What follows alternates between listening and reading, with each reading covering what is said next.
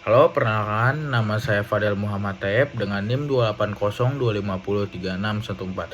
Nah, kali ini saya akan menjelaskan mengenai konsep dan evolusi Distributed Database Management System atau DDBMS dan kelebihan dan kekurangannya serta satu studi kasus nyata dari penerapan DDBMS yang sukses.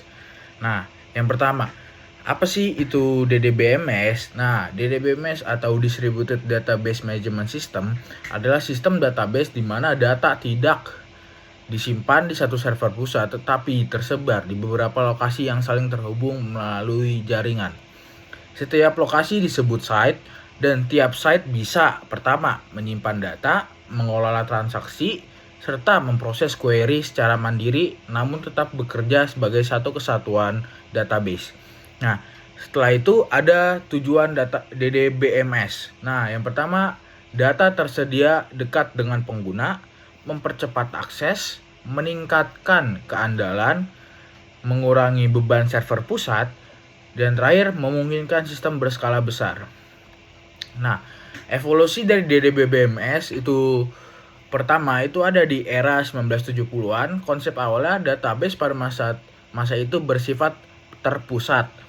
Kebutuhan perusahaan mulai meluas ke lokasi-lokasi berbeda, memunculkan ide data yang tersebar. Nah, di 1980-an atau arsitektur formal, penelitian oleh Cherry Ozu dan Valdourez mengembangkan fondasi DDBMS modern. Nah, teknologi replikasi dan fragmentasi mulai digunakan. Pada tahun 1990-an atau client server dan LAN, DDBMS mulai digunakan secara komersial. Perusahaan multi cabang mengadopsi DDBMS untuk sinkronisasi data. Nah, pada tahun 2000-an, internet dan sistem terdistribusi modern.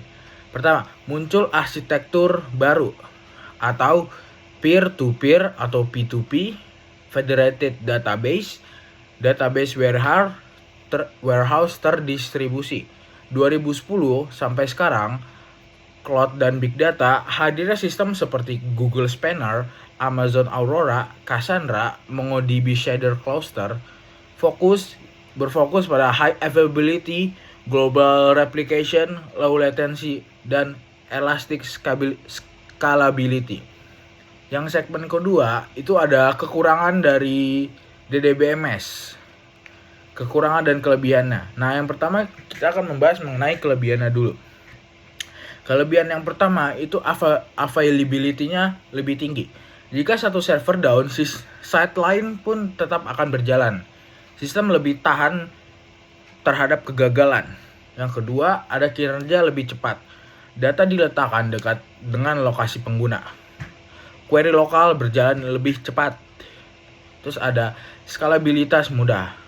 Cukup tambahan node atau site baru ke jaringan. Itu cocok untuk perusahaan yang berkembang. 4. Ada keamanan data berdasarkan lokasi. Tiap site bisa menerapkan kebijakan keamanan sendiri.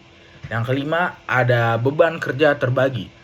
Transaksi dan query bisa diproses di banyak tempat. Itu mencegah bottleneck. Selanjutnya, ada kekurangan.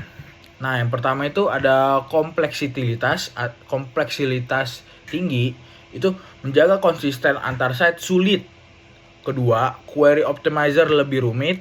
Yang selanjutnya, biaya hardware dan jaringan. Dibutuhkan infrastruktur lebih besar daripada database tunggal. Yang ketiga, resiko masalah sinkronisasi.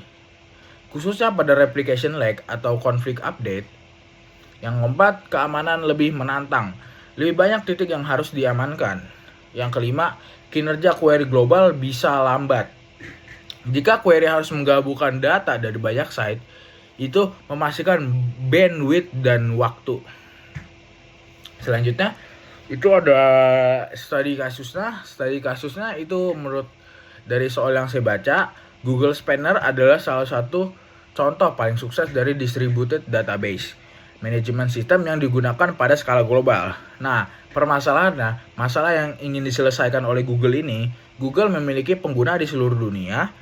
Data harus cepat diakses dari berbagai negara.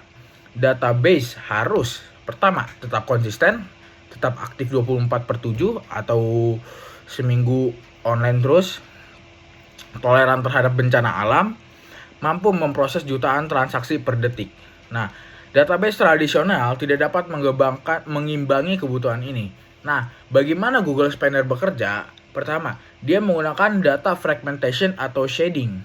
Data dipecah menjadi shard dan diletakkan di berbagai data center di dunia. Yang kedua, dia menggunakan synchronous replication. Setiap transaksi direplikasi ke beberapa lokasi untuk menjaga kekonsistenan dari transaksi tersebut. Yang ketiga, dia menggunakan True Time API. Inovasi terbesar Spanner menggunakan GPS dan atomic clocks untuk menjaga konsisten waktu global.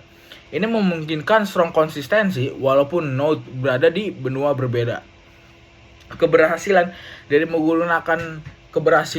Google Spanner itu yang pertama, digunakan oleh YouTube, Google Ads, Gmail, dan berbagai layanan Google lainnya. Downtimer sangat rendah, 5 menit per tahun. Latency tetap rendah walaupun pengguna global. Mampu menangani pertumbuhan data yang sangat besar. Nah, jadi Distributed Database Management System telah berevolusi dari konsep akademik sederhana menjadi teknik global yang menopang layanan terbesar di dunia. Sistem ini memberi banyak keuntungan seperti kecepatan, skalabilitas, dan ketersediaan tinggi. Namun juga membawa tantangan dalam konsistensi dan kompleksitas. Terima kasih telah menonton video ini. Semoga membantu Anda dan memahami konsep di BMS lebih jelas. Terima kasih.